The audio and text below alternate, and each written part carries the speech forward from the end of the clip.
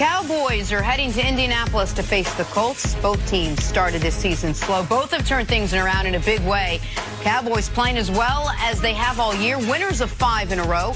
Indy has won 6 of their last 7 games and fighting for the last available playoff spot in the AFC. Chris Canty, what is the key in this matchup, in your fine opinion? Well, I think it's about Dak Prescott making sure that he doesn't turn the ball over in critical phases of the game. Because if you look at his stat line from last week's win against the Eagles, although it looks impressive throwing for over 400 yards and 3 touchdowns, I mean, we all recognize that there were some throws in there that Dak Prescott got away with. I mean, there was one where he was targeting Cole Beasley on an over route. I mean, that should have been intercepted by Corey Graham. There was one where he actually did try to throw it to Amari Cooper on the 7 cut that got picked by Rasul Douglas, and there was one on a 3rd and 6 where he's trying to target Amari Cooper on the comeback route. If Sidney Jones turns around, he's going to hit his head on the goalpost with a pick 6. So, I mean, there's some throws that... The game winner. The game winner with Rasul tipped it. I mean, it could have went the other way. So, I mean, there are a lot of throws that he got away with, and he just can't afford to do that against this Colts defense, because a lot of people talk about the Colts offense, but that defensive group is pretty good. I mean, you look at the guys up front. Drastically improved. Danico Autry and Marcus Hunt are having really good seasons, and then, of course, Darius Leonard, I think he should be the front runner for Defensive Rookie of the Year. That's what kind of season he's putting together. And that group really kept the Colts in it in that game against the Texans. I mean, because Andrew Luck has an early turnover in that game, but outside of a 10-play drive by the Texans, they were pretty much 3 and out the entire first half. And then once the Colts offense started putting it together, they scored a first touchdown, they get the ball back because their defense forces a 3 and out, and then Andrew Luck scores another touchdown. They take a touchdown lead going into halftime. And I think that's the difference in terms of this team being able to win those closely contested games. That's why it's so important for Dak Prescott to take care of the football. He can't give Andrew Luck those types of opportunities. I think from a franchise standpoint, this is a big game. In last week's game, Colts versus the Texans, the physicality of the Texans, every time you face them, you have to be able to match that because, man, they got some athletes, and they were able to do that. From the offensive line standpoint, they have changed this whole franchise. We're going to be more physical. Our defense is going to be a lot better. You mentioned as far as the drafting, getting the big guard from Notre Dame. Man, he's going to be one of the great players in this game for a long, long time. This is what I call a program test. From back-to-back weeks, can what the program they're trying to run with Frank Wright and Chris Baldwin, the general manager, their physicality, be matched against the Texans and the Cowboys in back-to-back weeks? Because the Cowboys are bringing it. Last week's game, Zeke touched the ball 40 times. This week, you can expect him to get it 30 times. Can they match up in the trenches? Of course, it always boils down to a quarterback making a throw or two. But I think this right here is from the Colts standpoint. I mean, this franchise has totally changed how they're going about it, from being undersized, what type of players, speed. Now they're going for speed and some bigger players. Going against the Cowboys, no one is bigger and more physical than the Cowboys. So I believe it's a great test for the Colts. And on the Cowboys side of things, we spend so much time on these types of shows talking about, is there bulletin board material? How big of a game? Divisional hatred, right? So those things have to matter to a degree. And so that means the flip side of that is there are letdown games. And here's the Cowboys' last 3 weeks. At home on Thanksgiving.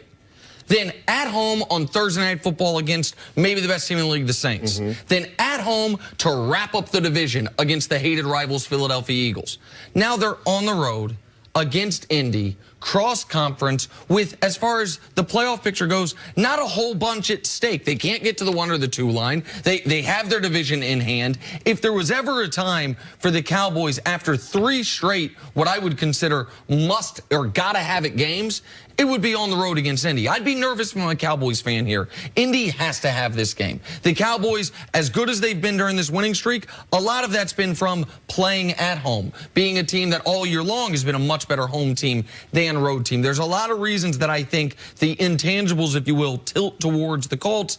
And then you add the points Canty made, which is, yeah, Dak was amazing in the 4th quarter and overtime. But Prior to that, he was having his worst game of the year. And even in the midst of fourth quarter and overtime, he still made what could have been a couple huge mistakes to go along with a couple huge plays. For all those reasons, I think this game tilts heavily in the Colts' favor. No, I think you're right. And then you couple that with the fact that Zach Martin's probably going to be out with that sprained knee. I mean, this is a tough Colts front seven. And this is a defense that's very opportunistic. They're top 10 in takeaways. So, I mean, they're going to be aggressive in terms of looking for opportunities to turn the ball over and give Andrew Luck and that offense extra possessions. And if the Colts are going to win, it's not just going to be because it's a letdown game for the Cowboys. Andrew Luck is playing about as well as he played all season. And the success of that team, does it not start and end with him right now? It really does, since they changed their culture, but it's about Andrew Luck coming back.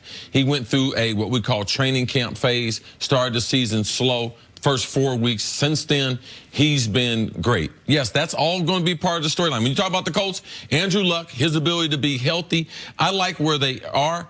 They meant free agency. If they can happen, because a match made in heaven is they can land L. Bell with Andrew Luck, because he's still challenged as far as they get Eric Ebron, Detroit cuts him. He's having a bounce back year to be able to give T.Y. Hilton another weapon, but they still need some more players. They need a big time running back. They could use another wide receiver. Yes, Andrew Luck being healthy, but they have to be able to help him out this offseason and through the draft. See, and I know you've been, you cover the league fairly, but there are certain guys that it feels to me like you root for a little bit. And I know you have a history with Andrew Luck's family, and you also knew how much people you respected thought of him coming out of college. And you were taken aback by how vulnerable he made himself this offseason with some of his comments. Yeah. Talking about questioning his football future, feeling almost like going into football depression. And to see him over these last 2 months to play at the best level he's ever played at. Like, he is playing as good as we've seen him as a pro. That, as a football fan, even if you're a Cowboy fan and you don't want to see it this week, it makes you feel good because he's one of the better guys in the league. Yeah, just imagine if Drew Brees doesn't become Drew Brees after that serious shoulder injury. Andrew Luck is one of those types of players. Imagine all those Sundays we've been robbed of what Drew Brees would have done. So Andrew Luck, the game is better. When you have great quarterbacks playing, and I'm about people reaching their potential. I don't want to see Andrew Luck. I don't want to see Mel Kiper saying, oh, he's the best prospect since, but he didn't make it. When they said that about Peyton Manning, he reached his potential. So in Andrew, yes, there's a bunch of people pulling that he's able to reach that potential and continue this tremendous comeback because he is the comeback story of the year in the NFL. All right, Chris, stick around. Coming up, how dangerous are Phillip Rivers and the Chargers? That's next on First Things First.